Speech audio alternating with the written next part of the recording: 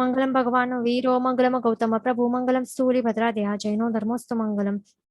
એક ક્વેશ્ચન હતું કે એક સાથે નિગોદના જીવોનો એક સાથે જન્મ મરણ થાય તો એનું મિનિંગ શું છે કે શું બધા જ જીવોને કર્મબંધ પણ એક સાથે થયું છે સેમ ઇન્ટેન્સિટીનું અને સેમ ટાઈમ ઉપર જ, એવું ક્વેશ્ચન છે. તો હવે એમાં એ સમજી શકાય છે કે હવે અનંત કોઈ પણ અહીંયા અનંતકાયમાં કોઈ પણ એક જ શરીરમાં, એટલે કોઈ પણ અહીંયા પહેલા તો શું થાય, ટ્રાવેલિંગ કરે, અનંત જીવોની ઉત્પત્તિ થાય એનું મિનિંગ શું થાય છે કે ક્યાંક તેઓ ચ્યવી ગયા છે, એટલે પહેલા તેઓએ અલગ અલગ ભવો કર્યા હશે, અલગ અલગ પોતાના હશે.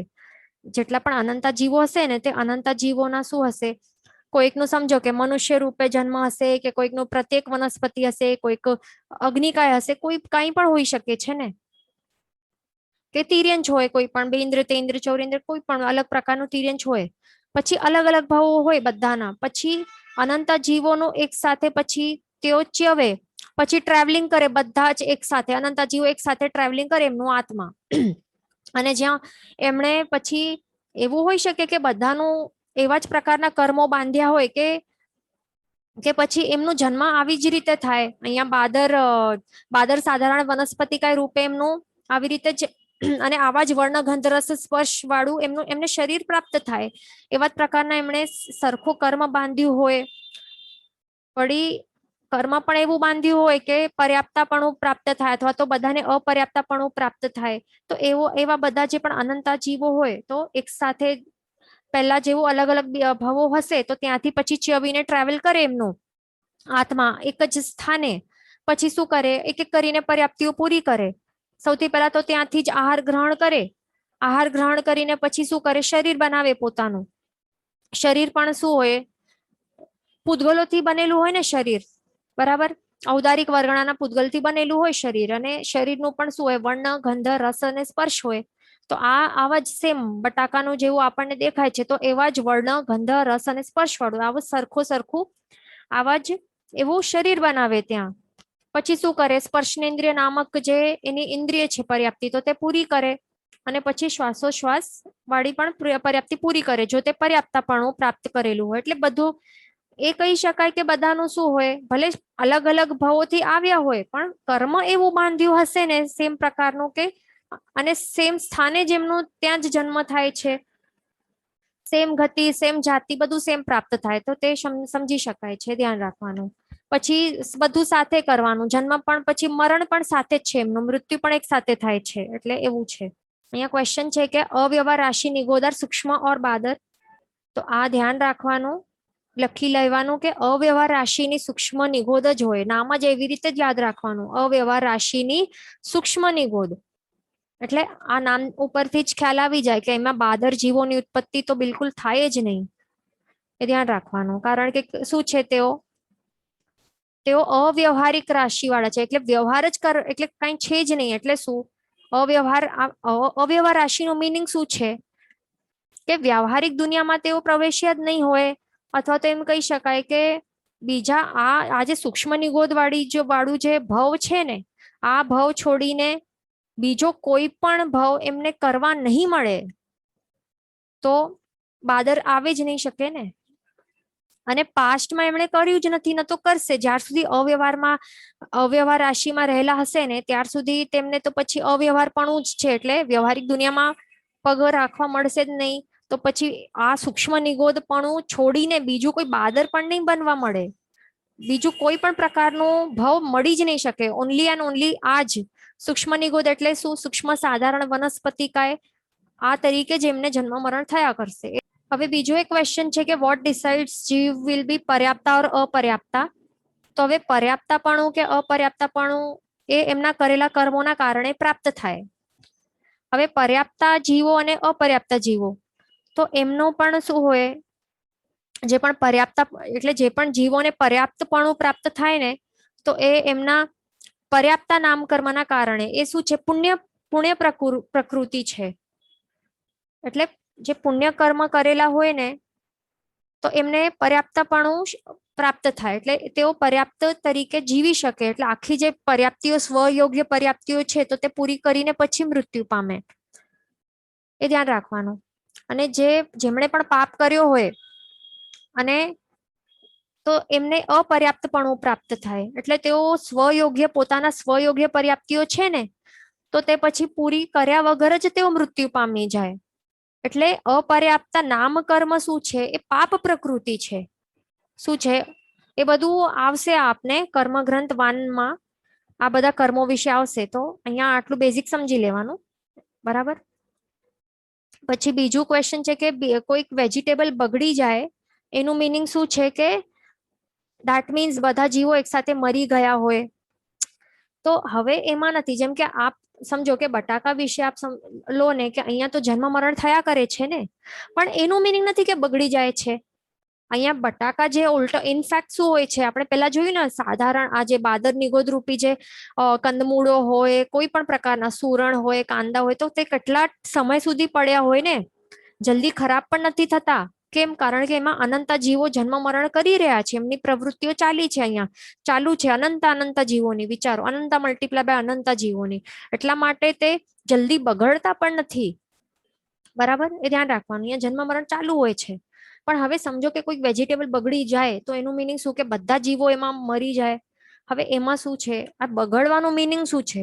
બગડી જાય એટલે શું? આવું થાય તો આપણે કહીએ ને કે બગડી ગયું છે, આવું આપણને દેખાવા લાગે ત્યારે આપણને ફીલ થાય કે હા હવે બગડવા લાગ્યું છે કંઈક, આવું કે થોડુંક પણ કંઈક દેખાય, કાળાશ દેખાય, કંઈક પણ એવું દેખાય, અથવા તો એના વેજીટેબલના વર્ણ ગંધ રસ સ્પર્શમાં કંઈક ચેન્જીસ દેખાય, ત્યારે આપણને લાગે ને કે કંઈક સ્વાદ ટેસ્ટ ફર્યું છે, કે એનો સ્પર્શ થોડુંક એવું ચિક્કાસ આવી ગઈ છે, અથવા તો વાસ આવે, દુર્ગંધ આવી રહી છે, કે સ્પર્શમાં એવું ઢીલાશ લાગે છે, કે કેવું કંઈક ખરાબ એટલે ચીપચીપું સ્પર્શ લાગે છે, કલર બદલાયું છે, એ બધું દેખાય ચેન્જીસ. તો ત્યારે આપણને લાગવા લાગે કે હવે બગડવા લાગ્યું છે. તો હવે એ થાય કેવી રીતે એ ધ્યાન રાખવાનું, એ પ્રોસેસ કેવી રીતે થાય છે.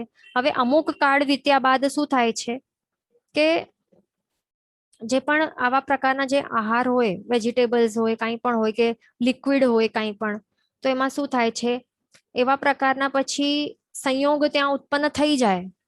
એ કેવી રીતે થાય?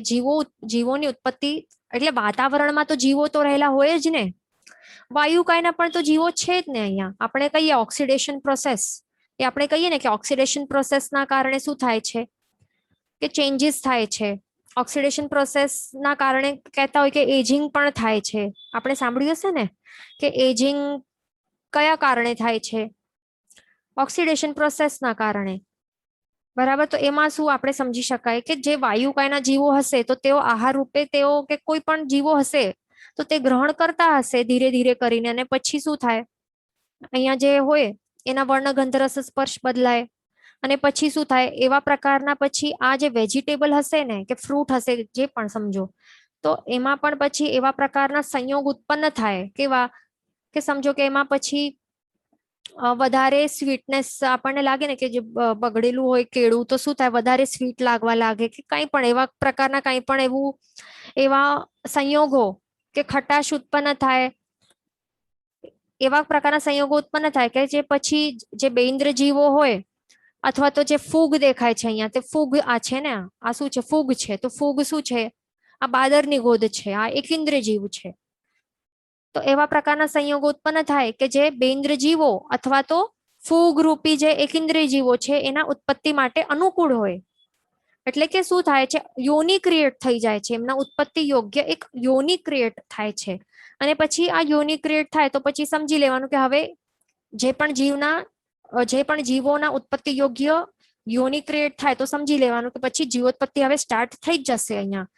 તો હવે અહીંયા પછી ફૂગરૂપી અનંતકાય જીવોની ઉત્પત્તિ પછી ત્યાં સ્ટાર્ટ થઈ જાય. પછી અનંત જીવો પછી એના જન્મ મરણ પછી સ્ટાર્ટ થાય, પોતાના શરીર ક્રિએટ કરે, તેઓ બધું અહીંયા ચાલુ થઈ જાય, આહાર નિહાર બધું શું થાય છે. પછી જે ફૂગરૂપી અનંતકાય જીવો છે તો તેઓ પછી એમનું ઉત્પત્તિ ત્યાં સ્ટાર્ટ થઈ જાય, અથવા તો બેન્દ્ર જીવોની ઉત્પત્તિ સ્ટાર્ટ થઈ જાય. પછી જો સમજો તેઓ પર્યાપ્તા જીવો હોય તો પોતાની સ્વયોગ્ય પર્યાપ્તિઓ પૂરી કરે, ન હોય તો પર્યાપ્તિ પૂરી કર્યા વગર તેઓ મૃત્યુ પામી જાય.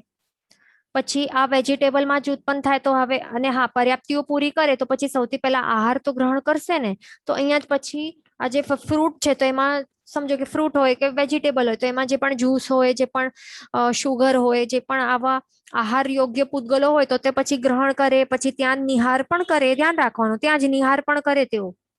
એટલે બધી આહાર નિહારની પ્રક્રિયા ત્યાં જ એ જ સ્થાને ચાલુ રહેલી હોય એ ધ્યાન રાખવાનું પછી. બરાબર. અને પછી નિહાર પણ ત્યાં જ કરે, એટલા માટે પછી તે વસ્તુ છે ને તે ચિકાસ વાળી લાગે, અથવા તો ખટાશ આવી જાય, ટેસ્ટ ફેર થઈ જાય, અથવા તો વાસ આવે, તો એ બધું શા માટે છે? એમના જે નિહાર કરે છે ને તેઓ, તો એના કારણે બધું થાય છે, ધ્યાન રાખવાનું. બરાબર. અને તે પછી પ્રોસેસ ચાલુ હોય પછી આપણને લાગે કે હા હવે આ વસ્તુ બગડી ગઈ છે, એટલે ક્વેશ્ચન આપનું એવું હતું ને કે અહીંયા એનું મિનિંગ શું છે કે જીવો મરી ગયા છે, તો અહીંયા એટલે બગડી ગઈ કઈ વસ્તુ, તો એનું મિનિંગ કે શું બધા જીવો ત્યાં મરી ગયા? એ નથી. ઇનફેક્ટ શું થયા છે, નવા પ્રકારના જીવોની ઉત્પત્તિ ત્યાં થઈ ગઈ છે, સ્ટાર્ટ થઈ ગઈ છે, અને જન્મ મરણ સ્ટાર્ટ થઈ ગયું છે. એ મેઇન પોઈન્ટ છે, તે ધ્યાન રાખવાનું. બરાબર. બીજું આહારક શરીર વિશે ક્વેશ્ચન હતું. તો આહારક શરીર જે છે, 1 મિનિટ. હા, તો અહીંયા આહારક શરીર વિશે જ ક્વેશ્ચન હતું. તો કેન આહારક શરીર બી સીન ઓર નોટ, એટલે કે દેખાય કે નહીં? તો અહીંયા જે આહારક શરીર માટે શું કહેલું છે શાસ્ત્રકાર ભગવંતે, કે જે વૈક્રિય શરીરો હોય ને, વૈક્રિય શરીર કોના હોય? એક તો નારકીઓના હોય અને બીજા દેવતાઓના હોય ને. તો આપણે નારકીઓની વાત નથી કરવાની, કારણ કે એમનું તો શરીર એટલે એ શરીરના વર્ણગંત્ર સ્પર્શ અશુભ હોય, ખરાબ હોય. પણ આપણે અહીંયા જે દેવતાઓ હોય ને, દેવી દેવતાઓ, તો એમનું જે વૈક્રિય શરીર હોય તો એ તો અત્યંત તેજસ્વી હોય ને. તો શું કહેવાયેલું છે કે જે આહારક શરીર જે બનાવે ને ગુરુ ભગવંતો, આવા લબ્ધિ વાળા જે ગુરુ ભગવંતો આહારક શરીર બનાવે ને, તો એ આહારક શરીર આ દેવતાઓના વૈક્રિય શરીર કરતા પણ વધારે, ખૂબ વધારે તેજસ્વી હોય છે. બરાબર. એટલે તેજવાળો હોય છે, અત્યંત તેજવાળો હોય છે. આ એક પોઈન્ટ. બીજું પોઈન્ટ શું છે કે તે સ્ફટિક રત્ન હોય ને, સ્ફટિક જોયું હશે આપે, સ્ફટિક રત્ન કરતા પણ અત્યંત નિર્મલ હોય છે. સ્ફટિક કેવું ટ્રાન્સપેરેન્ટ હોય, વ્હાઇટિશ લાગે કલર, અને એકદમ પ્યોર સ્ફટિક હોય તો અત્યંત એવું અશુદ્ધિ વગરનું સ્ફટિક હોય તો એ કેવું હોય, એકદમ ટ્રાન્સપેરન્ટ ટાઈપ લાગે ને. તો એવા પ્રકારનું સ્ફટિક રત્ન કરતા પણ અત્યંત નિર્મલ હોય.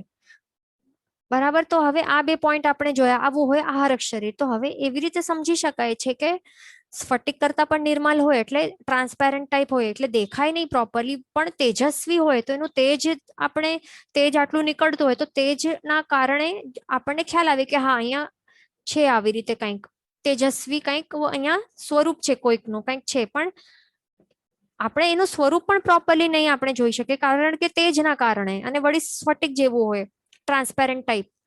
તો એવી રીતે એ ધ્યાન રાખવાનું. પછી બીજું ઇમ્પોર્ટન્ટ ક્વેશ્ચન છે કે આર ઓલ એકેન્દ્રિય જીવ ઓલ્સો સમૂર્છિમ? આ જે એકેન્દ્રિય જીવો છે, તો આપણે પહેલા જ આ જોયું હતું, 5 સ્થાવર એકેન્દ્રિય જીવોનું આપણે ટોપિક લીધું હતું પહેલા જ, કે એમની ઉત્પત્તિ કેવી રીતે થાય છે. તો કેવી રીતે થાય છે? અહીંયા કોઈ માતા પિતાના સંયોગ વગર જ થાય છે ને. કેવી રીતે થાય છે? જ્યારે વાતાવરણમાં એમના ઉત્પત્તિ યોગ્ય સર્કમસ્ટાન્સીસ ભેગા થાય, બરાબર, આવા કોઈ કંઈક એવા પ્રકારના પૂતગલો ભેગા થાય કે એમના ઉત્પત્તિના યોગ્ય હોય, તો યોની ક્રિએટ થાય, અને એમના ઉત્પત્તિ જેના પણ જે પ્રકારના જીવોના ઉત્પત્તિ યોગ્ય યોની ક્રિએટ થાય, તો ત્યારે પછી સમૂર્છિમ જીવોની ઉત્પત્તિ થાય. તો આ બધા સમૂર્છિમ જ છે ને. શું છે આ 5 છે સ્થાવર એકેન્દ્ર પૃથ્વી આપત્તિકા વાવકા વનસ્પતિ કયા શું છે? સમૂર્છિમ જીવો છે. હવે ગ્રાસ દેખાય છે એ પણ સમૂર્છિમ છે, મોટું ટ્રી છે એ પણ સમૂર્છિમ છે, આગ, અગ્નિ, વાયુ, વરસાદ, પાણી, માટી, બધા સમૂર્છિમ જીવો છે. ખાસ એકદમ યાદ રાખવાનું. હવે આ પૃથ્વીકાયના જીવો છે, તો હવે એમના ઉત્પત્તિ યોગ્ય સમજો કે અહીંયા છે, તો હવે અહીંયા કેવા વર્ણગંધરસ સ્પર્શ વાળા છે, તો એવા જ પ્રકારના સેમ વર્ણગંધરસ સ્પર્શ વાળા જીવો અહીંયા, એટલે જેવા પ્રકારના આ છે ને શરીરના પ્રોપર્ટીઝ વાળા, કેરેક્ટરિસ્ટિક્સ વાળા, તો બ્રાઉન કલરના વર્ણ વાળા છે, તો આવા જ સેમ વર્ણગંધરસ સ્પર્શ વાળા જીવો અહીંયા ઉત્પન્ન થશે પૃથ્વીકાયના. બરાબર. પછી જેવા પણ હવે અહીંયા સમજો કે વરસાદ જેવું છે, અહીંયા આકાશનું પાણી, એટલે એ પણ સેમ પ્રકારના જ અહીંયા જીવોની ઉત્પત્તિ થશે. એવું નહીં થશે કે જે નહીં, જે સમજો ને કે એક નદીનું પાણી આપણે લઈ લીધું તો નદીનું પાણી ના જેવા વર્ણગંધ્ર સ્પર્શ હોય એવા નહીં, પણ વરસાદના પાણીનું વળી અલગ જ જેવું હશે તેવું વર્ણગંધ્ર સ્પર્શ વાળું હશે. એટલે એ બધું ડિફરન્ટ હોય, એ બધું આપણે જોયું હતું પહેલા. પછી ફ્લેમ પણ અહીંયા અગ્નિ છે, તો અગ્નિમાં પણ જેવા વર્ણવાળા અને જેવા જેટલા ટેમ્પરેચર વાળા હશે તો ત્યાં જ ઉત્પન્ન થશે. અહીંયા એવું નહીં થશે કે હવે અહીંયા ઓરેન્જ કે આવું કલર વાળી ફ્લેમ છે, એવા અગ્નિકાયના જીવો વર્ણવાળા છે, તો અહીંયા ગ્રીન આવી ગયા, અચાનક ગ્રીન ફ્લેમ આવી ગયું, એવું નહીં હશે. એટલે જેવા જેવા ઉત્પત્તિ યોગ્ય હશે યોનિઓ, તો તેવા જ પ્રકારના જીવોની ઉત્પત્તિ થશે. એ ધ્યાન રાખવાનું, બધા જીવો માટે એવી જ રીતે સમજવાનું. બરાબર. પછી અહીંયા ક્વેશ્ચન છે કે in what time limit will they get birth 17.5 times. આ તો એક શ્વાસોશ્વાસમાં, કેટલા સમયમાં? એક જ શ્વાસોશ્વાસમાં 17.5 વખત જન્મ મરણ કરતા હોય છે નિગોદના જીવો. એ ધ્યાન રાખવાનું. એટલે 17.5 times એટલે શું કે એક વખત જન્મ મરણ થયું, પછી બીજી વખત જન્મ મરણ થયું, પછી ત્રીજી વખત જન્મ મરણ, ચોથી, આ રીતે કરીને 17 વખત જન્મ મરણ થયું. પછી 18th ટાઈમ તેઓ જન્મ થાય છે એમનો. બરાબર. 18th ટાઈમ એટલે એને કહેવાય છે 17.5, 17.5 એને કહેવાય છે. બરાબર. 17 ટાઈમ્સ જન્મ મરણ અને 18મી વખત જન્મ. અહીંયા ક્વેશ્ચન છે કે વિલ પટાટો ઇઝ પટાટો અવ્યવહાર ઓર વ્યવહાર રાશિ સિન્સ ઇટ ઇઝ બાદર નિગોદ.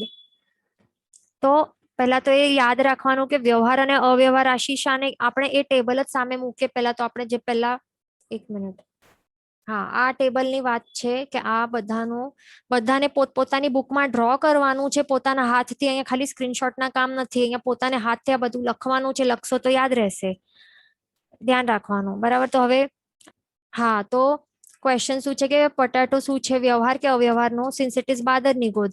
તો આપણે જ્યારે વ્યવહાર અવ્યવહારનું મિનિંગ શું છે, આપણે શું કહ્યું હતું કે અવ્યવહાર રાશિની સૂક્ષ્મ નિગોદ. આ જ આખું નામ જ છે, આ નામ જ બાયહાટ કરવાનું.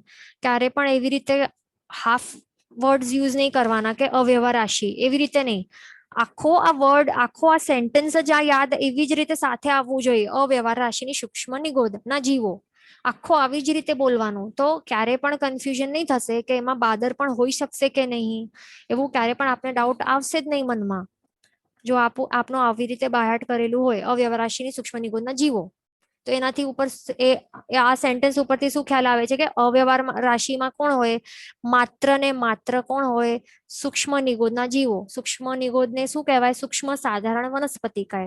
તો હવે એના ઉપરથી જ ખ્યાલ આવી જાય કે બાદર નિગોદ જે છે તો એ તો આવવાનું નથી એમાં. બરાબર. એટલે પટાટો બી ઓબ્વિયસલી એમાં નહીં આવશે, કારણ કે અવ્યવહાર રાશિમાં કોણ હોય? માત્ર સૂક્ષ્મ નિગોદ. એટલે કે સૂક્ષ્મ જીવો કેવા હોય કે જે 5 ઇન્દ્રિયોથી અગ્રાહ્ય હોય. એટલે તેઓ છે કે નહીં આપણને ખ્યાલ જ નહીં આવે ને. બટાકો તો આપણને દેખાય છે, ટચ થઈ શકે, ઉપયોગમાં આવી શકે છે, પણ સૂક્ષ્મ નિગોદના જીવો કેવા હોય?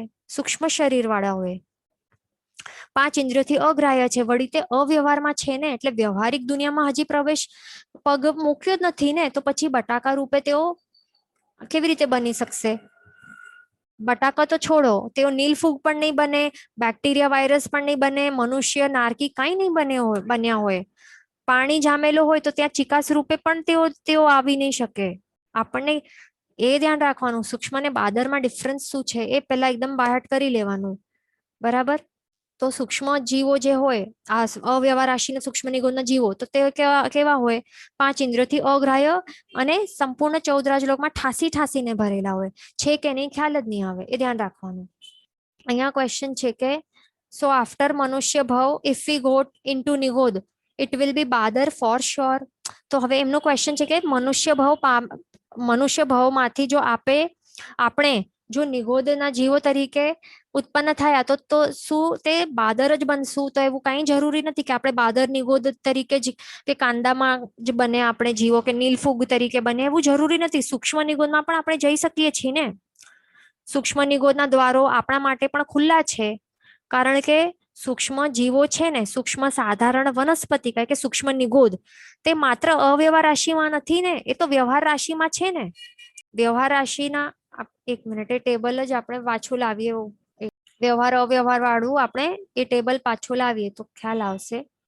હા, તો આપણે શું કહ્યું હતું કે જે પણ આ ટેબલ યાદ રાખવાનું કે આ શું છે, વ્યવહાર અને અવ્યવહાર વ્યવહાર રાશિમાં આવેલા કયા કયા જીવો હોય, તો એ જે પણ 563 ભેદો છે, જીવોના જે 563 ભેદો છે, તો તે બધા કરી શકે છે. અને અવ્યવહાર રાશિના કયા હોય તેઓ માત્ર ને માત્ર સૂક્ષ્મ નિગોદમાં તેમનું જન્મ મરણ થતું રહે છે. ત્યાંથી બહાર નીકળીને તેઓ એક વખત પણ વ્યવહારિક દુનિયામાં બીજા કોઈ પણ ભાવ તેમણે કર્યું જ નહીં હોય, એવા હોય, એ ધ્યાન રાખવાનું. પણ સમજો કે હવે કોઈ જીવ અહીંયાથી અવ્યવહાર રાશિની સૂક્ષ્મ નિગોદમાંથી બહાર નીકળ્યો, વ્યવહારિક દુનિયામાં તે બહાર નીકળ્યો, અને આમાંથી કોઈ પણ અહીંયા દેખાય છે ને આમાંથી કોઈ પણ ભાવ એમણે કર્યો હોય, એક પણ ભાવ કર્યો, અને પછી સમજો પાછો એમણે એવા કર્મો નું બંધ કર્યો હોય પાછા, કે જેના કારણે પછી તેઓ પછી પાછા સૂક્ષ્મ નિગોદમાં તેમની ઉત્પત્તિ થાય, તો પછી તે જીવોને પછી હવે શું કહેવાશે? વ્યવહાર રાશિની સૂક્ષ્મ નિગોદ કહેવાશે. શું કહેવાશે? વ્યવહાર રાશિની સૂક્ષ્મ નિગોદ કહેવાશે. એ ધ્યાન રાખવાનું. એમને કઈ અવ્યવહાર રાશિની સૂક્ષ્મ નિગોદ નહીં કહેવાશે. કારણ કે એક વખત જીવ, કોઈ પણ જીવ જો અવ્યવહારમાંથી નીકળી જાય ને, પછી કોઈ પણ વ્યવહારિક દુનિયામાં કોઈ પણ ભાવ, એક પણ ભાવ કર્યો હોય, કોઈ પણ ભાવ કર્યો હોય, તો પછી તે વ્યવહારિક દુનિયાનો જ કહેવાશે. અને વ્યવહારિક દુનિયામાં સૂક્ષ્મ નિગોદ પણ છે, બરાબર? એટલે પાછો એમાં જશે તો પછી વ્યવહારિક રાશિનું જ કહેવાશે, પાછો અવ્યવહારિક રાશિનો નહીં કહેવાય. ધ્યાન રાખવાનું, બરાબર? એટલે મનુષ્યમાંથી આપણે નીકળ્યા અને પાછા નિગોદ તરીકે આપણે નિગોદમાં આપણે જો એમ નિગોદ તરીકે આપણું જો ભાવ મળ્યું, તો પછી તે જરૂરી નથી કે બાદર જ મળે, પછી સૂક્ષ્મ નિગોદમાં પણ આપણે જઈ શકીએ છીએ, પણ એ વ્યવહારિક રાશિની સૂક્ષ્મ નિગોદ કહેવાશે પછી, બરાબર? એ ધ્યાન રાખવાનું. અને વ્યવહારિક રાશિમાં માત્ર નિગોદ જ નહીં હોય, પણ આ બધા જ 563 જીવોના જે પણ ભેદો છે એ બધા કંઈ પણ હોઈ શકે છે. પણ વ્યવહારિક રાશિમાં માત્ર ને માત્ર કયા હોય? અવ્યવહારિક રાશિમાં શું હોય? માત્ર સૂક્ષ્મ નિગોદ, એટલે સૂક્ષ્મ સાધારણ વનસ્પતિકા, તે જ હોય. એ એકદમ યાદ રાખવાનું. અહીંયા ક્વેશ્ચન છે કે નિગોદના જીવો, તો તે 18th ભાવ ફરીથી ક્યાં જન્મ લે? તો આપણે જે પહેલા જોયું ને કે એક શ્વાસોશ્વાસમાં કેટલા હોય? 17 વખત જન્મ મરણ કરે છે ને, તો ત્યાં જ હોય ને. નિગોદના જીવો વિશે છે આ પોઈન્ટ. સમજો કે બાદર નિગોદ એટલે એક બટાકો છે, એક બટાકું છે, તો હવે અહીંયા જ જન્મ મરણ એમનું થાય છે, બરાબર? આ બાદર નિગોદ તરીકે કોઈ જીવે જન્મ અહીંયા લીધું છે, બરાબર? અને અહીંયા જન્મ મરણ થશે, 17 ટાઈમ્સ જન્મ મરણ થશે, પછી 18મી વખત પાછો જન્મ થશે. પણ એવું જરૂરી નથી કે આ જ જગ્યામાં થાય, એવું કોઈ જરૂરી નથી કે અહીંયા જ થાય. અહીંયા એક વખત જન્મ થયું અને મરણ થયું, પછી અહીંયા કંઈક જન્મ મરણ થયું, અથવા તો સમજો કે અહીંયા નહીં, પણ બીજો કોઈ હવે કાંદો છે, કાંદામાં જન્મ મરણ થયું, ત્રીજો જન્મ મરણ અહીંયા કર્યું, પછી ક્યાંક સમજો કે ફૂગ તરીકે ઉત્પત્તિ થઈ, તો ત્યાં જન્મ મરણ થયું, પછી ફૂગમાં જ બીજે ક્યાં જન્મ મરણ થયું. આવી રીતે ક્યાં પણ કાંઈ પણ થઈ શકે છે ને. એમના પોતપોતાના કર્મ ઉપર છે, નિર્ભર છે, અથવા તો કોઈકને અહીંયા જ આજુબાજુ અહીંયા જન્મ મરણ થયા કરે કોઈક જીવોને.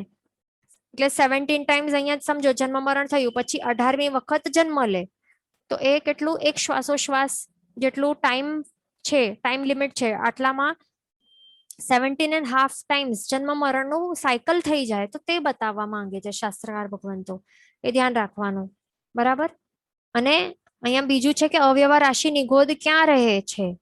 તો અવ્યવહાર રાશિની નિગોદ, તો તે સંપૂર્ણ 14 રાજલોક છે ને. અવ્યવહાર રાશિની નિગોદ ક્યાં છે? તો આ સંપૂર્ણ 14 રાજલોક છે, ત્યાં સંપૂર્ણ ઠાસીને ભરેલા છે. પણ કેવા છે? અવ્યવહાર રાશિની સૂક્ષ્મ નિગોદ છે આ નામ.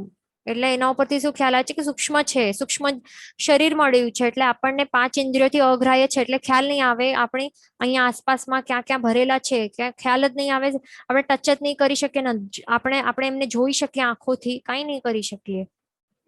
આવા સૂક્ષ્મ શરીરો વાળા હોય, બરાબર? એ ધ્યાન રાખવાનું.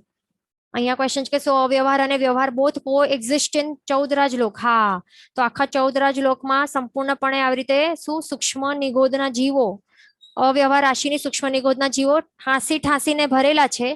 પણ સાથે શું છે? જે બીજા જે જીવો છે, કયા કયા જીવો? જે વ્યવહાર રાશિના છે, આ બધા તો એ પણ રહે છે ને, કો એક્ઝિસ્ટ કરે છે. આપણે પણ છીએ જ ને અહીંયા, બરાબર? એટલે બધા જ છે અહીંયા, ધ્યાન રાખવાનું. હવે આપણે મોસ્ટલી આપણું બધાનું ક્લિયર થઈ ગયું હશે આ ટોપિક સુધી. તો હવે આપણે આગળ ચાલશું. આપણે શું જોઈ રહ્યા હતા? ત્રસ્ત જીવો વિશે આપણે જોઈ રહ્યા હતા. હા, તો ત્રસ્ત જીવો એટલે કયા હોય, કોને ત્રસ્ત જીવ કહેવાય? કે જે પોતાની ઈચ્છાથી ગમનાગમન કરી શકે. અને એમના કેટલા ટાઈપ્સ છે? 2 ટાઈપ્સ છે, વિકલેન્દ્રિય જીવ અને પંચેન્દ્રિય જીવ. એ ધ્યાન રાખવાનું, બરાબર. અને વિકલેન્દ્રિયમાં કોણ કોણ આવે? માત્ર બેન્દ્રિય, તેન્દ્રિય, ચૌરિન્દ્રિય, આ 3 પ્રકારના જીવો આવે. તો એ પહેલા આપણે સ્ટાર્ટ કરશું, બરાબર. અને અહીંયા ત્રસ્ત જીવો માટે આ ખાસ ધ્યાન રાખવાનું કે તેઓ ક્યાં ક્યાં રહેલા છે. જે ત્રસ્ત જીવો છે તો તે આ જે ત્રસ્ત નાડી છે, જે 14 લોકમાં આ ત્રસ્ત નાડી છે, 1 રાજ બાય 14 રાજ જેટલું ડાયમેન્શન વાળી જે ત્રસ્ત નાડી છે, તો એની અંદર જ તેમનો જન્મ મરણ થાય છે. અને ત્યાં જ હરી ફરી શકે છે. એની બહાર તેઓ જઈ પણ નહીં શકે, બહાર ઉત્પત્તિ ન થાય, બહાર મરણ પણ નહીં થાય. એ ધ્યાન રાખવાનું. બહાર જઈ જ નહીં શકશે તો મરણ પણ નહીં થઈ શકશે. એટલે જે પણ થાય તે આ ત્રસ્ત જીવો માટે છે. આ નામ ઉપરથી જ ખ્યાલ આવે, ત્રસ્ત નાડી છે કે ત્રસ્ત જીવોનું જન્મ મરણ હરવું ફરવું બધું એની અંદર જ થાય, એની બહાર થાય જ નહીં.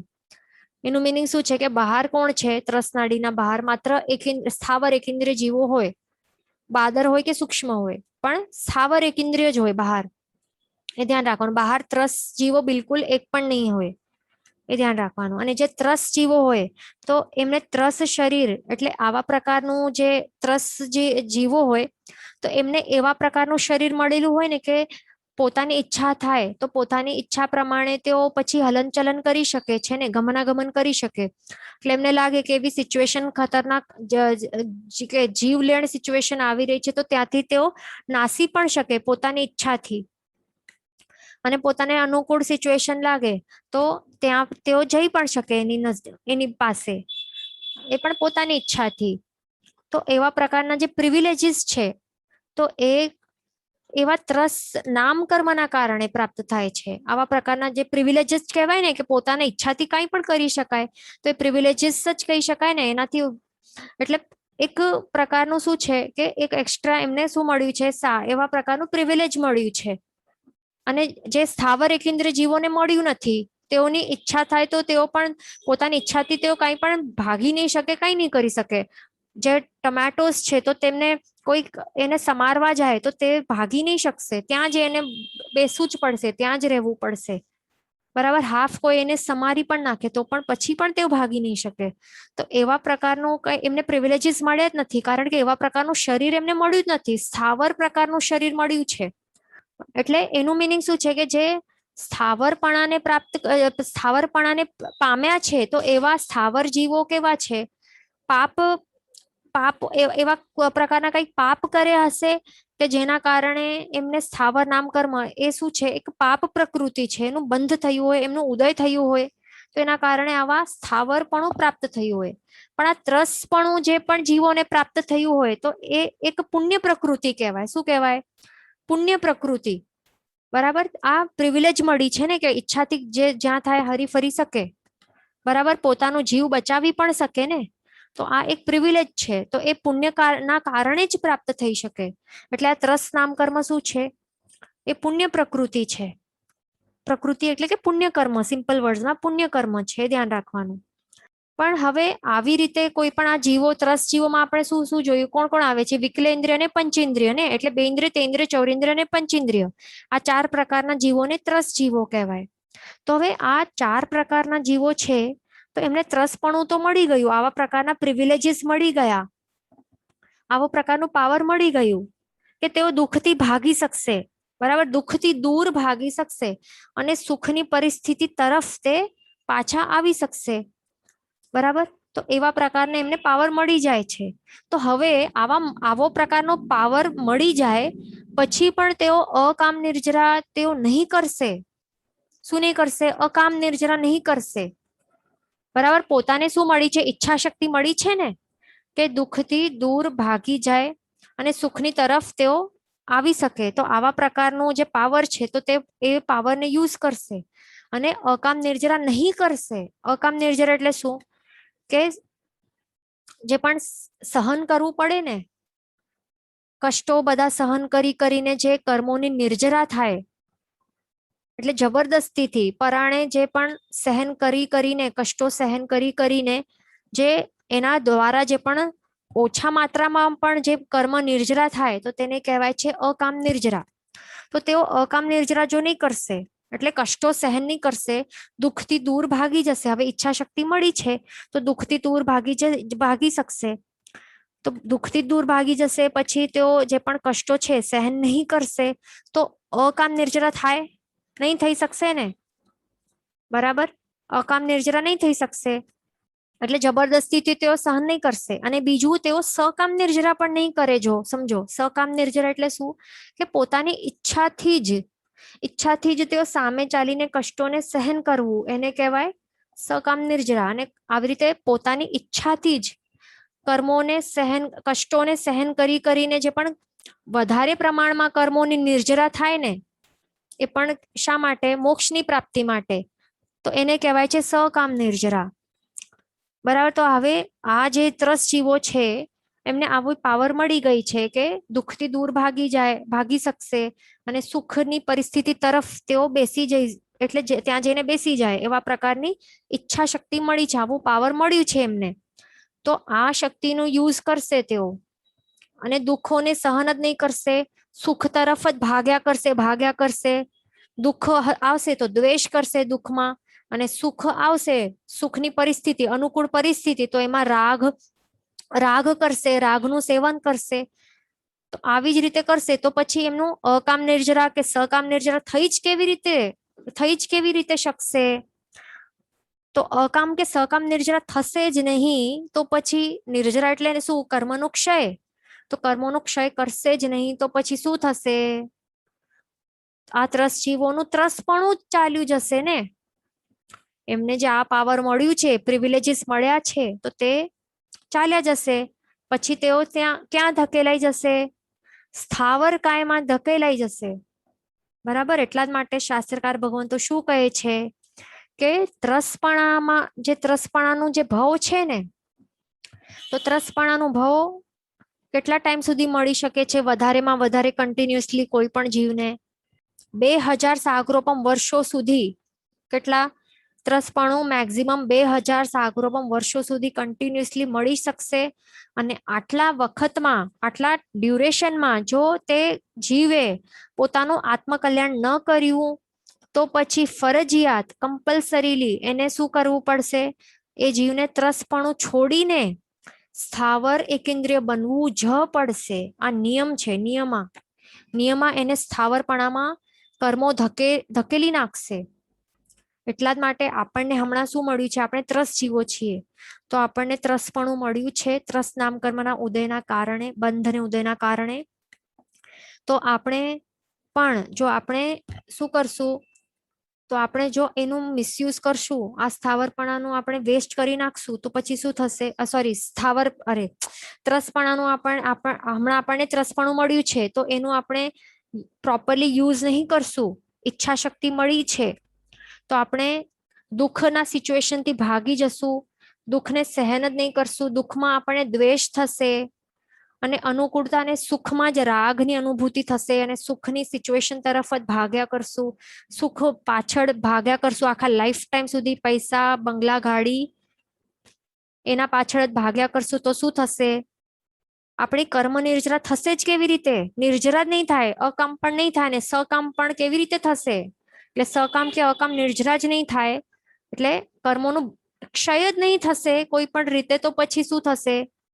આપણને આ જે ત્રસપણું મળ્યું છે ને મુશ્કેલથી પુણ્ય કર્મોના કારણે, તો તે પછી એ ચાલ્યું જશે અને પછી કર્મો આપણને ક્યાં આપણને પુશ કરી નાખશે? સ્થાવરપણામાં. એટલે સીધું એકેન્દ્ર, બેન્દ્ર, તેન્દ્ર, ચોરેન્દ્ર, અરે યાર, આ પૃથ્વી કાપકા, તેવકા, વાવકા, વનસ્પતિ કાય, આ છે સ્થાવર એકેન્દ્રિય. 5 સ્થાવર એકેન્દ્રિયોમાં આપણને પછી ત્યાં ભવો મળશે, પછી ત્યાં આપણે ધકેલાઈ જશું. એટલા માટે ખાસ ધ્યાન રાખવાનું કે આપણું આત્મકલ્યાણ છે ને, તો એના માટે આપણને પ્રયત્ન કરતા રહેવાનું છે, પુરુષાર્થ કરવાનું છે.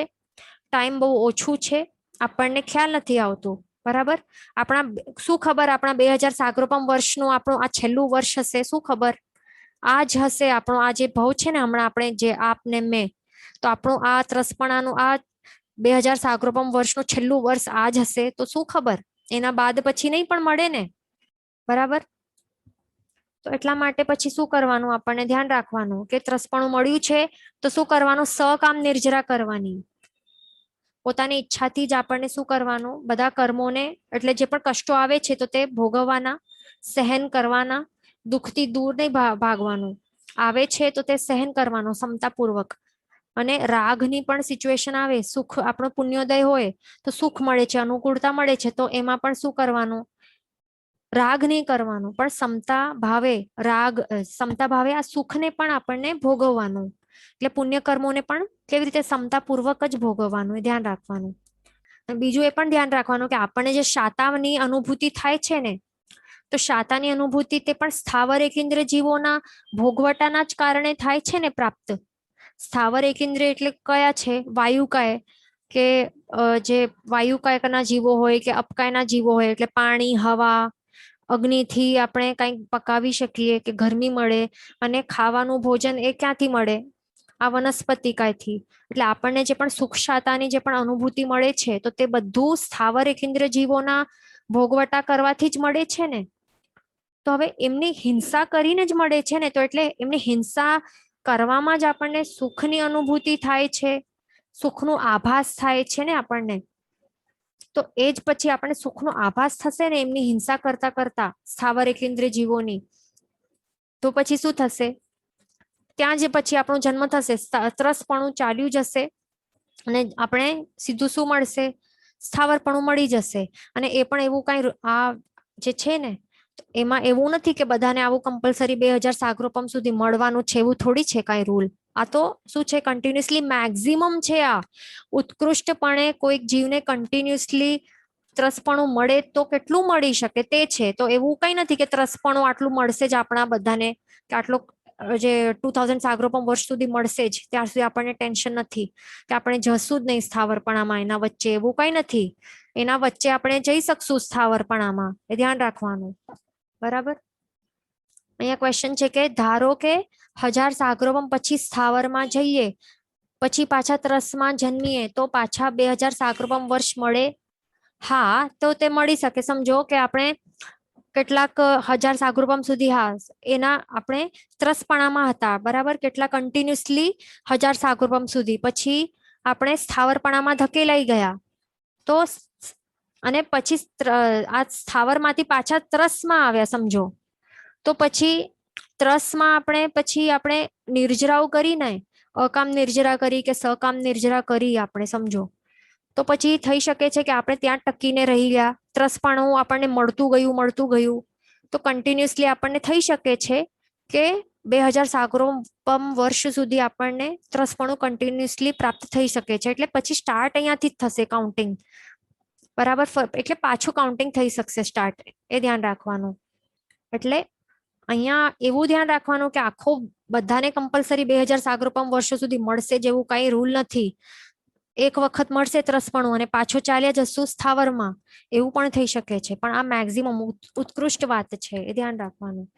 અહીંયા ક્વેશ્ચન છે કે સો દેવ ઓર નારકી જીવ ઓલ્સો કમ ઇન ત્રસ જીવ. તો હા, તે બધું આગળ આવશે પંચેન્દ્રિય જીવોમાં. હમણાં આપણું પહેલા તો વિકલેન્દ્રિય સ્ટાર્ટ થશે ને આપણે, તો એ આપણે જોશું. તો હવે આપણે પોઈન્ટ જોઈ લીધું. હવે આપણે આગળ ચાલીએ કે જે ત્રસ જીવોમાં બે પ્રકાર છે, વિકલેન્દ્રિય અને પંચેન્દ્રિય. તો વિકલેન્દ્રિયમાં કોણ આવે છે, બે ઇન્દ્રિય, તેન્દ્રિય અને ચૌરિન્દ્રિય જીવો, બરાબર. તો આ જે બે ઇન્દ્રિય, તેન્દ્રિય અને ચૌરિન્દ્રિય જીવો છે, તો આ બે ઇન્દ્રિય એટલે શું, અને તેન્દ્રિય એટલે શું, અને ચૌરિન્દ્રિય એટલે શું, તો એ બધાને નામ ઉપરથી જ ખ્યાલ આવી શકે છે કે બે ઇન્દ્રિય એટલે શું, કે બે ઇન્દ્રિયો મળી છે. પછી તે ઇન્દ્રિય એટલે શું, 3 ઇન્દ્રિયો મળી છે. અને ચૌરિન્દ્રિય એટલે શું, કે 4 ઇન્દ્રિયો મળી છે. એટલે આ જીવોને કેવી રીતે એક ઇન્દ્રિય વધારે વધારે મળેલ છે ને, એટલે એક ઇન્દ્રિયથી વધારીને એક ઇન્દ્રિય વધારે મળે તો બે ઇન્દ્રિયો, પછી હજી એક વધારે એટલે તે ઇન્દ્રિય, હજી એક વધારે એટલે ચૌરિન્દ્રિયો. તો આવી રીતે વધારે વધારે મળેલ છે.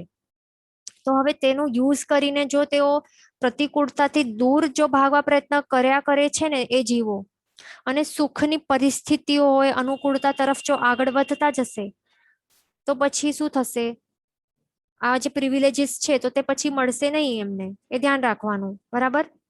અને બીજું એ પણ ધ્યાન રાખવાનું કે આ જીવો જેમને એટલે જેવી રીતે એમને ઇન્દ્રિયો રૂપી જે સાધન છે ને, સાધન જ છે ને, ઇન્દ્રિયો શું છે? સાધન છે. તો સાધનો જેવી રીતે એમને વધારે વધારે મળતા જાય છે, તો તેવી રીતે વધારે વધારે કર્મબંધ પણ કરતા જાય છે, ઇન્દ્રિયોનું મિસયુઝ કરીને. એટલે એક ઇન્દ્રિય જીવો હોય ને, તો એક ઇન્દ્રિય જીવો કરતા 25 ગણું વધારે કર્મોનું બંધ તેઓ બે ઇન્દ્રિય જીવો કરી શકે છે. પછી તે ઇન્દ્રિય જીવો હોય તો તેઓ 50 ગણું વધારે કર્મ બંધ કરી શકે છે. અને ચૌરિન્દ્રિય જીવો 100 ગણું વધારે કર્મ બંધ કરી શકે છે. તો એ શેના કારણે? એટલે ઇન્દ્રિયો વધારે મળતી જાય છે ને એમને. એટલે ઇન્દ્રિય રૂપી સાધનો જેમ જેમ વધારે મળતી જાય છે, તો તેવી રીતે વધારે વધારે એનું મિસયુઝ કરીને આવી રીતે વધારે વધારે પ્રમાણમાં તેઓ કર્મ બંધ કરી શકે છે. એ ધ્યાન રાખવાનું. વળી આ બધા જીવો છે, આ વિકલેન્દ્રિય જીવો, બેન્દ્ર તેન્દ્ર ચૌરિન્દ્ર, આ કેવા છે? સમૂર્છિમ જીવો છે. કયા છે? એ ધ્યાન રાખવાનું. સમૂર્છિમ જીવો છે આ બધા જ.